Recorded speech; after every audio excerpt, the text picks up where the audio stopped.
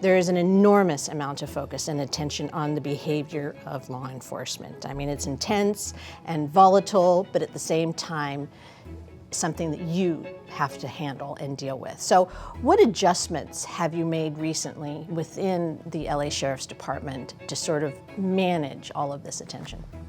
Well, we just have all of our personnel just aware of what they're doing at all times. And you hate to have people working with their head on a swivel, but there's things coming from every single direction. And we just have to be mindful in terms of the impact that our activities are with the community, making sure the deputies stay safe out there, doing the right thing, and we're constantly criticizing what we're doing, getting that feedback, making sure the folks out on the field understand the impact of what they're doing.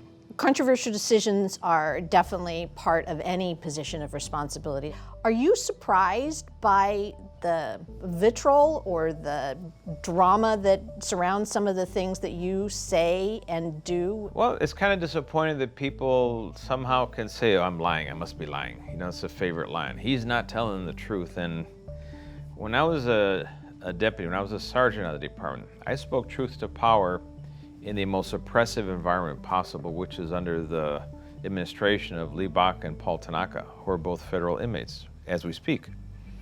And they really knew how to destroy careers. And I didn't care because I came across corruption, cheating. I pointed it out, I put it in writing. I said, I'm not going to participate, and this is going to lead to the downfall of the organization.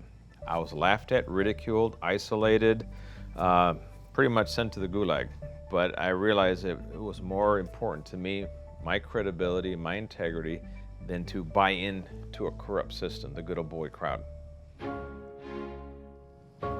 In terms of recruitment, you have approximately 630 retirees. Are you worried about being able to garner the talent you need to continue with community safety? We expect that we're going to continue to hire the best and the brightest to come, and we're hiring locally, not out of state anymore. We want our local kids to grow up to become deputies serving their own communities. We're going to raise our minimum education level in January 1st to an associate's degree. Oh. And I think we're going to be the first large organization to do that. And so we're going to have a supply of very good candidates from now into the future. Are you incorporating additional things into training once that happens in terms of sensitivity and de-escalation and all of those hot topic buttons that are... All those hot topic buttons that politicians are jumping on the bandwagon to say, we are already doing those things. Implicit bias training. We have a lot of de-escalation training. We have a crisis intervention training, and a lot to do with, with dealing with the homeless, for example, with the mentally ill. We're constantly training. What kills us, though, is when there's a budget crisis, the first thing that gets sacrificed is training. And that's the thing what we need the most, and we need to meet more of it. So we're kind of robbing Peter to pay Paul to see where we can get the training to happen, and let's see what happens. All right, last word. What are you most proud of in your term so far? You've been on board since 2018. What are you most proud of what you've been able to do?